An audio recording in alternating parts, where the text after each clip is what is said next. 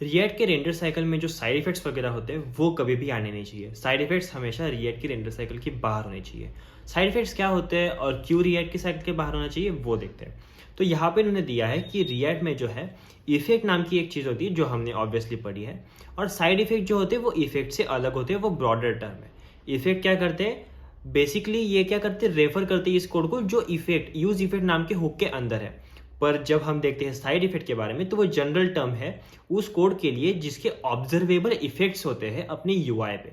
इसका मतलब क्या कि जो भी चीज़ ये साइड इफेक्ट रन करेंगे ना वो यूज़र को दिखेगी, यूज़र उसको एक्सपीरियंस कर पाएगा अपने एप्लीकेशन में जब वो एप्लीकेशन पे होगा। साइड इफेक्ट जो होते हैं वो टिपिकली लिखे जाते हैं इवेंट हैंडलर्स के अंदर, और अगर वो नहीं जम रहा, लिखने ही आपको कोई और आपके पास ऑप्शन नहीं बचा तो इफेक्ट में लिखे जाते हैं। तो ये जो होते हैं साइड इफेक्ट्स, इनके लिए एक प्रॉब्लम है कि अगर आप इनको रेंडर साइकिल में रन करोगे, रेंडर साइकिल में चलाओगे, तो रेंडर साइकिल में वो सीधा दिखेंगे यूज़र को और फ्लक्चुएशन वगैरह कुछ हो सकता है यूआई में।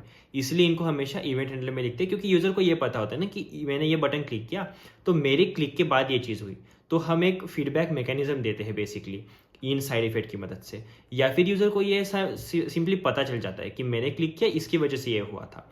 या फिर हम अगर लास्ट रिजॉर्ट है अपने पास कि कुछ भी नहीं बचा और सारे ऑप्शन एग्जॉस्ट हो गए और अपने पास एक लास्ट ऑप्शन है जो कि है साइड इफेक्ट को यूज इफेक्ट में रन करना। मतलब क्या, यूज इफेक्ट कब रन होते हैं, हमने देखा था अपने यूज इफेक्ट के वीडियोस में क्या होती है लाइफ साइकिल। सबसे पहले आपका कंपोनेंट पूरा रेंडर होता है और रेंडर होने के बाद फिर यूज इफेक्ट वाला कोड ब्लॉक एग्जीक्यूट होता है।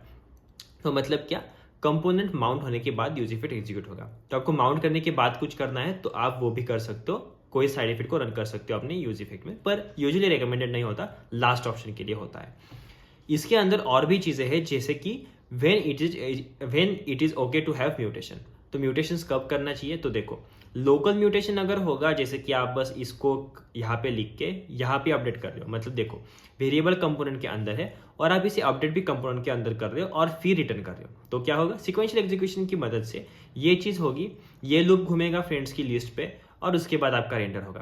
तो ये जो है साइड इफेक्ट होने वाली चीज़ या फिर म्यूटेशन वाली चीज़ ये अलाउड है। ये जब तक बाहर वाली चीज़ों को मॉडिफाई नहीं करता कंपोनेंट के बाहर वाले वेरिएबल्स को, तब तक ये चलेगा क्योंकि ये प्योर फंक्शन होता है अभी।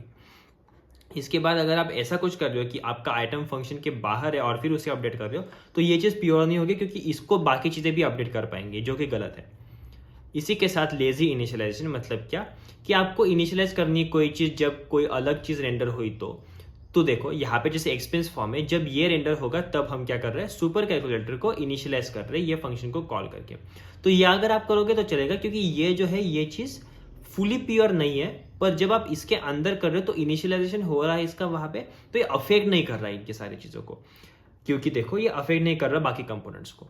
ये फुली प्योर नहीं है फिर भी ये चलेगा बिकॉज अफेक्ट नहीं कर रहा, राइट। तो ये आप ध्यान में रख सकते हो। चेंजिंग द डॉम, अगर आपको डॉम चेंज करना है तो आप सीधे ऐसे डॉम नहीं चेंज कर सकते, ये करना बहुत गलत है क्योंकि आप रेंडर साइकिल में कर रहे हो। अगर आपको करना ही है डॉम चेंज तो यूजर के क्लिक पे करो या फिर किसी यूज इफेक्ट में कर दो जब सब कुछ रेंडर हो जाए तो उसके बाद। तो आई होप आपको समझ में आएगा कि क्या होता है अपना म्यूटेशंस वगैरह, लेजी इनिशियलाइजेशन वगैरह और इफेक्ट, और अपने साइड इफेक्ट कैसे हम हैंडल कर सकते हैं और क्यों साइड इफेक्ट को हमेशा हमें इवेंट हैंडल या फिर इफेक्ट में करना होता है। तो अगर आपको वीडियो पसंद आया होगा तो वीडियो को लाइक कर देना, अपने दोस्तों के साथ शेयर कर देना और चैनल को सब्सक्राइब करना बिल्कुल मत भूलना क्योंकि हम 300 सब्सक्राइबर्स के बहुत ज़्यादा करीब है। जल्दी से ये माइलस्टोन हिट करेंगे और 500 सब्सक्राइबर्स का अगला माइलस्टोन टारगेट करेंगे। मिलते हैं अगले वीडियो में, तब तक के लिए थैंक यू, बाय बाय।